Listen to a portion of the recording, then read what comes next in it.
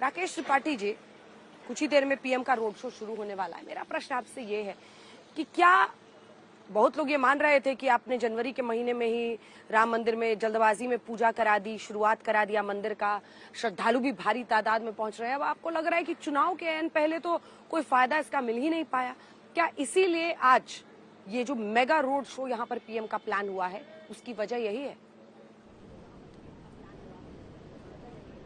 देखिए अंजना जी, अयोध्या प्राण प्रतिष्ठा के बाद प्रधानमंत्री जी पुनः आ रहे हैं, लेकिन विपक्ष के नेता तो अभी शून्य में बैठे हुए हैं, तय नहीं कर पा रहे हैं कि मजहबी तुष्टीकरण को कहीं कोई आंच ना आ जाए अगर हम अयोध्या चले गए तो। मैंने देखा है कि कैसे उत्तर प्रदेश के एक कुख्यात माफिया के मारे जाने के बाद, मरने के बाद उसके कैसे फातिहा पढ़ने के लोग वहां पहुंच गए और कैसे वहां शोक संतप्त परिवार को सांत्वना देने के लिए पहुंच गए। लेकिन अखिलेश यादव अब तक दर्शन करने के लिए प्रभु राम लला के मंदिर नहीं पहुंच पाए हैं। राहुल गांधी को भी अब तक समय नहीं मिल पाया है। वो रायबरेली अमेठी छोड़ करके जरूर पहुंच गए, लेकिन अभी भी वो अयोध्या नहीं पहुंच पाए हैं। विपक्ष के नेता अब भी अयोध्या जाने से परहेज कर रहे हैं। उनको लगता है कि उनकी मजहबी तुष्टीकरण का एजेंडा इससे प्रभावित होगा। लेकिन भारतीय जनता पार्टी ने हमेशा इसको सांस्कृतिक चेतना का केंद्र माना है, हमेशा अपने उसको सांस्कृतिक विरासत से जोड़ा है और हमेशा अपने आराध्य के रूप में माना है। हम आराध्य का दर्शन करने के लिए जाते थे, जाते हैं और जाते रहेंगे। प्रधानमंत्री जी चुनाव अभियान में लगातार अलग अलग स्थानों पर रोड शो कर रहे हैं, रैलियां कर रहे हैं, जनता से सीधा संवाद कर रहे हैं, अपने 10 वर्षों के कार्यकाल का हिसाब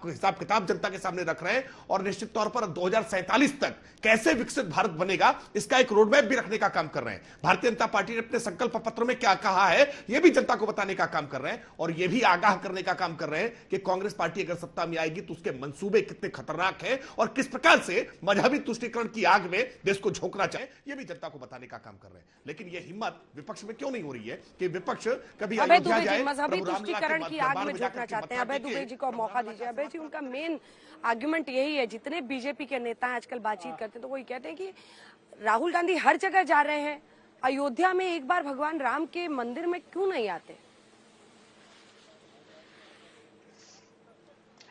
अंजना जी, आप अयोध्या की पावन भूमि पर हैं, मेरे भगवान के द्वार पर हैं। मौसम दीन न दीनहित तुम समान रघुवीर। मेरे जैसा दीनहीन और आपके जैसा दीनहीन पर कृपा करने वाला भगवान आपके जैसा कोई नहीं है। सभ्यता की संहिता और रघुकुल के रत्न मर्यादा पुरुषोत्तम राम के चरणों में नमन। देखिए, भारतीय जनता पार्टी के प्रवक्ता ने स्वयं इस बात का खुलासा कर दिया कि सिर्फ सत्ता की भूख तक वो सीमित राम जी के मंदिर को देखते हैं। प्रधानमंत्री जी से आग्रह चारों शंकराचार्यों ने किया था कि प्रधानमंत्री जी पौष के मास में आप प्राण प्रतिष्ठा मत कीजिए भगवान राम की। गुरु वशिष्ठ ने, जो मेरे गुरु हैं, उनसे राजा दशरथ ने कहा था कि आप मुहूर्त निकाल दीजिए, मैं चाहता हूं कि राज्याभिषेक राम जी का करें। तो गुरु वशिष्ठ ने कहा कि राम जी के लिए कोई मुहूर्त की आवश्यकता नहीं है। सुदिन सुमंगल तब ही जब राम होए जुबराजू। उन्होंने कहा राम राजा हो जाएंगे, वही उससे ज्यादा शुभ दिन क्या हो सकता है। क्या हुआ दूसरे दिन? तापस भेष विशेष उदासी राम भय 14 वर्ष वनवासी। राम जी को 14 वर्ष का वनवास झेलना पड़ा। शंकराचार्यों ने कहा था कि आप अभी शिखर का निर्माण नहीं हुआ है प्रधानमंत्री जी, ये अनिष्ट मत कीजिए, ये सनातन धर्म के खिलाफ है। सत्ता की भूख मिटानी है तो मिटाइए, मगर सनातन धर्म के साथ का उपहास इस तरह मत उड़ाइए। इन लोगों ने शंकराचार्य को ही इतने घृणित शब्दों में इतना अनादर किया कि मैं व्यक्त भी नहीं कर सकता। समूचे सनातन धर्म का अनादर किया। इन्होंने कहा रामानंदियों का मंदिर है, तो बाकी क्या जो शैव के हैं, जो शाक्त के हैं, जो स्मार्त के धर्मावलंबी, वो नहीं जा सकते? क्या माँ दुर्गा को पूजने वाले राम मंदिर में नहीं जाएंगे? क्या शंकर जी को पूजने वाले राम मंदिर में नहीं जाएंगे? क्या जो सभी पंथों को पूजने वाले लोग हैं वो राम मंदिर में जाने से प्रतिबंधित कर दिया? घृणित सोच देखिए इनकी। मैं मर्यादा पुरुषोत्तम राम जी से आग्रह करता हूं कि मेरे प्रधानमंत्री आए तब उनको सद्बुद्धि दीजिएगा और कहिएगा कि प्रधानमंत्री जी लखीमपुर खीरी में जब किसानों को रोंद कर मार दिया उनकी सत्ता की सरपरस्ती में, तब राम राज्य की अवधारणा को प्रधानमंत्री जी ने चरितार्थ नहीं किया। जब मणिपुर में नग्न स्त्रियां घुमाई गई और प्रधानमंत्री जी ने मौन साध लिया तो राम राज्य की अवधारणा को चरितार्थ नहीं कर रहे थे। जब तिल तिल कर तड़पा कर गोल्ड मेडलिस्ट बेटियों को मारा गया तब प्रधानमंत्री जी राम राज्य की अवधारणा में विश्वास नहीं कर रहे थे। 2900 बलात्कारियों के आरोपी को प्रधानमंत्री के आश्रय से टिकट मिल गया, ये जानते हुए कि उसने इतना घृणित कुकृत्य किया है और प्रधानमंत्री जी उसको आशीर्वाद देते हैं। तो मुझे नहीं लगता कि राम राज्य की अवधारणा में विश्वास करते हैं। जासू राज प्रिय प्रजा दुखारी। अनुराग जी, आप मोर्चा संभालिए। अनुराग राजा के राज में प्रजा। सवाल है कि नरेंद्र मोदी पर हमला करना है, प्रधानमंत्री नरेंद्र मोदी को हैट्रिक बनाने से रोकना है, इंडिया गठबंधन पूरी ताकत झोंक रहा है और विपक्षी पार्टी आप हैं, यही आपका काम है। लेकिन क्या मोदी विरोध में अयोध्या से दूरी बनाना सही है? क्योंकि बीजेपी इसको आपके खिलाफ हथियार बनाती है। मिस्टर भदौरिया, देखिए अंजना जी, आपको और पूरे देशवासियों को जय सिया राम, और मैं उनके चरणों में अपना सर नतमस्तक करता हूं। सवाल यह है कि भारतीय जनता पार्टी के साथ देखिए कैसी परेशानी आ गई है। अब वो प्रभु राम के नाम पे राजनीति करना चाहते हैं, प्रभु राम के नाम पे वोट मांगना चाहते हैं। अरे भैया, प्रभु राम का सम्मान, प्रभु राम तो सत्य के पुजारी। सत्य की अगर आप बात करते हैं, झूठ बोलना बंद कर दीजिए। भारतीय जनता पार्टी झूठ और जुमलों की राजनीति करती है, और प्रभु राम तो हमेशा सत्य की बात करते थे। प्रभु राम तो जनता की बात करते थे, जनता के सुख दुख की बात करते थे। और भारतीय जनता पार्टी धन्ना सेठों की बात करती है। प्रभु राम गरीबों का ख्याल रखते थे। प्रभु राम ने कभी गरीबों को लाइन में नहीं लगाया कि 5 किलो चावल 5 किलो आटा में लाइन में लग जाओ। प्रभु राम तो उनको पैरों पे खड़े करने की बात करते थे और न्याय की बात करते थे। अन्याय की बात उन्होंने कभी नहीं की। महिलाओं का सम्मान में प्रभु राम ने हमेशा से महिलाओं का सम्मान किया और न्याय की बात की। और आप जहां से आप बोल रही हैं वहां पे आप जानते हैं पहलवान महिलाओं पे जिस तरह से अन्याय हुआ था, क्या न्याय दिलाने वाला, क्या न्याय उनको मिल गया? कि जिस तरह से अगर मणिपुर की बेटियों के साथ अन्याय हुआ, क्या न्याय मिला उनको? छात्र जो पेपर पर्चा लीक से परेशान है, प्रभु राम के राज में क्या कभी छात्र परेशान हुए? महिला परेशान हुई? किसानों को कभी प्रभु राम के राज में धरने पे बैठना पड़ा? किसानों को तो खास आदर किया करते थे। किसान हमारा देश का अन्नदाता है। किसानों का पेट हमेशा भरा रहता था। किसान खुशहाल रहता था, महिलाएं खुशहाल रहती थी, युवा खुशहाल रहता था, यहाँ के हर जन बच्चा खुशहाल होता था और न्याय मिलता था। आज क्या हो रहा है? किस तरह की घटनाएं आती हैं आपने देखा होगा। अगर इनसे बात करो जनता के मुद्दों पे, तो मुद्दों पे चर्चा करने को तैयार नहीं है। प्रभु तो कण कण में है, प्रभु घर घर में, हर आत्मा में है। प्रभु राम देश के हर मनुष्य प्रभु राम की पूजा करता है। किसका घर है जिसके घर में मंदिर नहीं मिलेगा? हम जानते हैं प्रभु राम हमारे लिए बहुत आदरणीय है, मर्यादा पुरुषोत्तम राम है। लेकिन भारतीय जनता पार्टी, हम धर्म की राजनीति नहीं करते। हम राजनीति में धर्म की बात करते हैं। धर्म हमारे लिए आस्था विषय है, राजनीतिक विषय नहीं है। राजनीतिक पार्टियां को जनता जिताती है कि राजनीतिक पार्टियां जब सत्ता में आएंगी तो जो हमारे विकास की बात करेंगे, हमारे रोजगार दिलाने की बात करेंगे, हमारी महंगाई कम करने की बात करेंगे, हमें सुरक्षा दिलाएंगे। इस तरह की तो बातें ये कर ही नहीं रहे। क्या हालत है देश के अंदर में?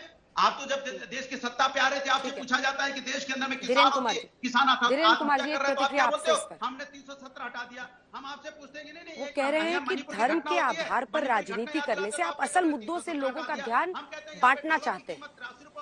ठीक है मिस्टर भदौरिया। अंजना जी, देश के असल मुद्दों से तो हम लोग कभी भटके ही नहीं है। देश को लगातार आगे ले जाने का काम कर रहे हैं। अभी इन्होंने तंज किया उन गरीबों पर जिन गरीबों के द्वार पर हम लोग खाने का 5 किलो अनाज पहुंचा रहे हैं। और कांग्रेस के इसी राज्य में हुआ अनाज गोदाम में सड़ा करता था अंजना जी।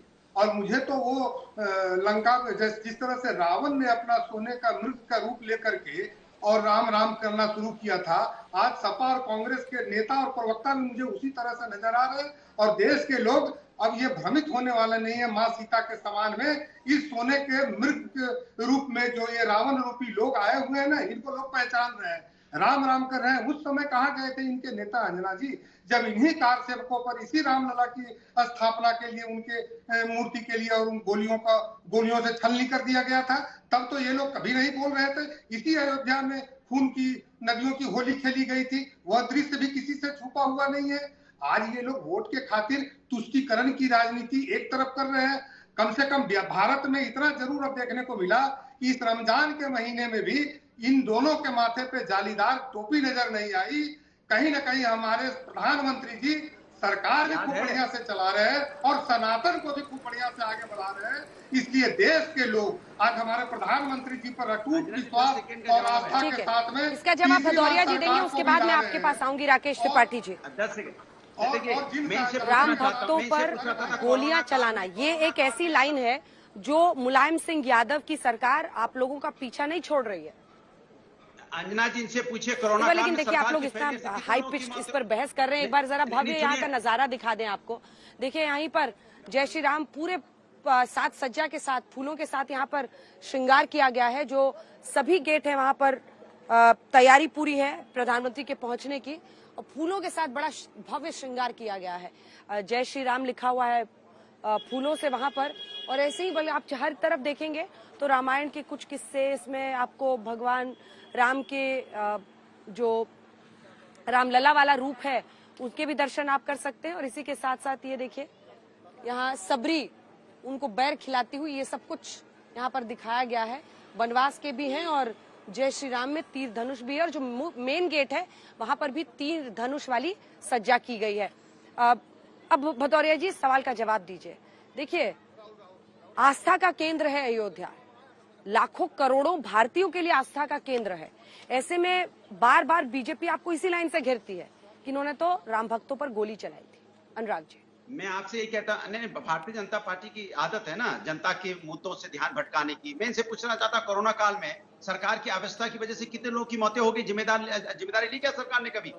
ऑक्सीजन की कमी से कितने लोग तड़प के लोगों की मौतें हो गई? किसान अपने धरने में बैठ रहा, कितने किसानों की मौतें हुई आपका काला कानून लाने से? आप इसका जवाब देंगे? आपने लॉकडाउन चलाया था, यहाँ पे रेलगाड़ी खड़ी रही, ट्रेनें खड़ी रही, बसेस खड़ी रही, लोग पैदल चले, कितने लोग की मौतें हो गई? और अंजना जी, ये भारतीय जनता पार्टी है। आपने डिबेट शुरू की तो हमने बोला जय श्री राम, उन्होंने भी प्रभु राम की बात ली, हमारे साथी ने। लेकिन बीजेपी के प्रवक्ता ने राजनीति शुरू कर दी थी। प्रभु राम का नाम ले लेते प्रभु, उसके बाद राजनीतिक बात करते तो अच्छा लगता। इसके मतलब आपके मन में जो है ना राजनीति है, आपके मन में प्रभु राम का सम्मान नहीं है। प्रभु राम का सम्मान होता तो पहले आप मेरे साथ बोलते जय सिया राम, उसके बाद अपनी बात शुरू करते तो लगता क्या प्रभु राम के बारे में आप में आस्था है। आपने छूटते ही क्या बोला?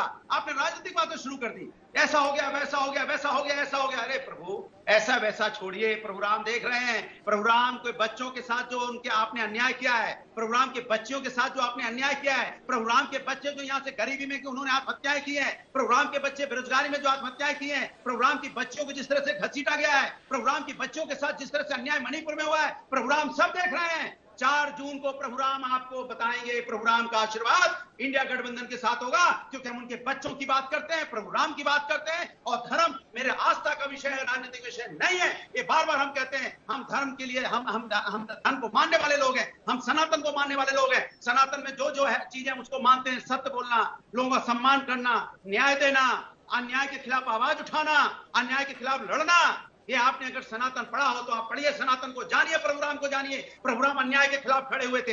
याद होगा आपको, जब रावण का अत्याचार बढ़ा था तो प्रभु राम खड़े हुए थे। आज क्या है? आज देखिए आपके अन्याय के खिलाफ जनता खड़ी है, जनता पूरी खड़ी है। 4 जून को आपको एहसास होगा कि जनता ने क्या आपको किस तरह से आपको धाराशायी कर दिया। जनता किस तरह से वोट के माध्यम से आपको सत्ता से हटा देगी, क्योंकि जनता देख रही है। जनता जनार्दन होती है, जनता देख रही है। आप जनता के मुद्दों पे बात नहीं करते। महंगाई का मां बोलने से डरते हो, बेरोजगारी का अब राकेश त्रिपाठी जी की बारी है। ठीक है मिस्टर त्रिपाठी, मां बोलने से डरते हो। अरे बोलने दीजिए, त्रिपाठी जी को बोलने दीजिए। अरे भदौरिया साहब सांस लीजिए, सांस लीजिए। मिस्टर त्रिपाठी, जो आरोप है वो मुख्य तौर पर यहीं पर घूम फिर के पहुंचते हैं कि राम राज्य, एक तो वो कह रहे हैं आपको जय श्री राम बोलने के लिए, जय सिया राम बोलने के लिए, राम राज्य की अवधारणा कैसे लोगों को राहत पहुंचे, कैसे तमाम जो असल मुद्दे हैं जिसमें रोजगार, महंगाई, ये सब मुद्दे, उनसे भटकाने के लिए क्या धर्म के इर्द गिर्द आप बुनते हैं ताना बाना चुनावी? मिस्टर त्रिपाठी। देखिए अंजना जी, अनुराग भदौरिया के बचकाने तर्कों का जवाब तो बाद में दूं। पहले महत्वपूर्ण है जो अभय दुबे ने कहा है कि अभय दुबे और कांग्रेस पार्टी की सुई अब भी वहीं जाकर के अटकी हुई है कि राम मंदिर का आपने प्राण प्रतिष्ठा आनंद फानंद में कर दिया, बिना तैयारी के कर दिया, बिना मुहूर्त के कर दिया, पूर्ण निर्माण नहीं किया, शंकराचार्यों का अपमान किया। अब भी वही बातें दोहरा रहे हैं। अरे करोड़ों लोगों ने जाकर के मत्था टेक दिया, करोड़ों लोग अपनी आस्था का प्रकटीकरण कर रहे हैं। और आज मैं आपकी रिपोर्ट देख रहा था, आपकी रिपोर्ट में दर्शक कोई बिहार से चला रहा है, कोई गुजरात से चला रहा है, कोई राजस्थान से चला रहा है, अलग अलग जनपदों से चले आ रहे हैं। और कितनी भावना के साथ, कितनी आस्था के साथ। और अब भी कांग्रेस पार्टी इन सारे करोड़ों आज भक्तों की आस्था पर कुठाराघात करने का काम कर रही है, जब कह रही है कि यह प्राण प्रतिष्ठा विधिवत नहीं हुई है, यह प्राण प्रतिष्ठा धर्म के मानकों के अनुरूप नहीं हुई है। आप कितना अपमान करना चाहेंगे? आप जनता जनार्दन के इस मंतव्य को समझ नहीं पा रहे हैं, आप जनता के रुझान को समझ नहीं पा रहे हैं, जनता के स्पंदन को समझ नहीं पा रहे हैं, इस भावना को समझ नहीं पा रहे हैं। आपके लिए अब भी मजहब इंपॉर्टेंट है कि कैसे मजहबी तुष्टीकरण किया जा सके? अपना मैनिफेस्टो जारी करेंगे, बहुसंख्यकवाद का विरोध करेंगे, आप पर्सनल लॉज को छूट देने की बात करेंगे और उसके बाद प्रभु राम के भक्तों का अपमान करने की बात करेंगे। करोड़ों राम भक्त करके आज मत्था टेक रहे हैं। और जहां तक अनुराग भदौरिया की बात, अनुराग भदौरिया कह रहे हैं कि हम प्रभु राम को मानते हैं, जोर से जय सिया राम का नारा भी लगा रहे हैं, लेकिन ये वही कालनेमी है जो बात अभी वीरेंद्र जी ने कही। ये कालनेमी अगर वास्तविकता में राम के नाम को जपने के अलावा प्रभु राम का नाम को मानते, ये केवल जानने की बात कर रहे हैं, अगर मानते होते तो शायद जैसे राजा दशरथ ने भगवान राम को 14 वर्ष का वनवास दे दिया था और हंसते हंसते प्रभु राम 14 वर्ष के वनवास पर चले गए, लेकिन अखिलेश यादव ने तो उल्टा कर दिया, अपने पिता से सत्ता छीन ली, अपने पिता से पार्टी छीन ली। पिता मुलायम सिंह यादव चुनाव आयोग के दफ्तर के चक्कर काटते रहे कि मेरी समाजवादी पार्टी मुझको वापस कर दो, लेकिन अखिलेश यादव ने प्रभु राम को न पढ़ा था, न जाना था, न माना था, इसलिए मुलायम सिंह यादव को कष्ट भोगना पड़ा। कैसे भारत ने भगवान राम के खड़ाऊ रख करके 14 वर्ष तक राज्य का संचालन किया, जाकर के सीखा होता आपने रामचरितमानस से। लेकिन आप तो स्वामी प्रसाद मौर्य से रामचरितमानस को फड़वा रहे थे ना, फुकवा रहे थे ना। रामचरितमानस का इंडिया अलायंस, पूरा इंडिया अलायंस रामचरितमानस का अपमान कर रहा था। अगर अपमान करने की बजाय आपने अपने हृदय में सम्मान दिया होता तो शायद सीखा होता कि सत्ता के लिए किस तरह से आपके बीच में किसी ने नहीं बोला। ये जो आदत होती है ना लगातार बोलने की, बड़ी खराब होती है, इसको थोड़ा बचिए इससे। ठीक है, एक बार एक रिएक्शन आपसे ले रही हूँ भदौरिया साहब, लेकिन अपना बोलने के बाद थोड़ा रुक जाइए। लगातार नहीं बोला जाता है, जब बहस होती है ना तो उसमें आपको सामने जो होता है उसकी भी बात सुननी होती है, फिर जवाब देना होता है। आप तो जानते हैं बड़े दिनों से बहस कर रहे हैं, वरना आपके बीच में भी लोग बोलने लगेंगे। अब देखिए प्रश्न ये है कि आप कह रहे हैं कि वो जय श्री राम बोले, अच्छी बात है, आप उनको घेरिए, लेकिन आप लोग भी अयोध्या आ जाते, सब जो विपक्षी दल हैं। अरे बोल रहे हैं जय श्री राम, भाई आपने सुना नहीं? जय श्री राम भी बोला, जय सिया राम भी बोला। ये थोड़ा ना बीजेपी का मंदिर है, ये तो आम लोगों के पैसे से बना हुआ मंदिर है। जय सिया राम बोलिए ना भाई, जय सिया राम बोलिए, क्या दिक्कत है? नहीं बोल पा रहे क्या? ये अनुराग भदौरिया बौखला है। देखिए अनुराग भदौरिया की पार्टी के लोगों ने आज कैसे महाराणा प्रताप का भी अपमान करने का काम किया है। मैनपुरी में जिस तरह से महाराणा प्रताप का भी अपमान कर रहे हैं ना, ये राष्ट्रनायकों का अपमान करेंगे, भगवान का अपमान करेंगे, सनातन धर्म का अपमान करेंगे, धर्म ध्वजा का अपमान करेंगे, साधु संतों का अपमान करेंगे, धर्म ग्रंथों का अपमान करेंगे, जनता जनार्दन का अपमान करेंगे। लेकिन जनता इनको बर्दाश्त करने वाली नहीं है। खामियाजा कमल का बटन दबा करके दिखाई देगी इन्हें, हर सीट पर पराजित करेगी और लाखों वोटों से हारेंगे। ये है आपकी राजनीति, जो जय सिया राम बोलने में आपकी जीभ लड़खड़ा रही है।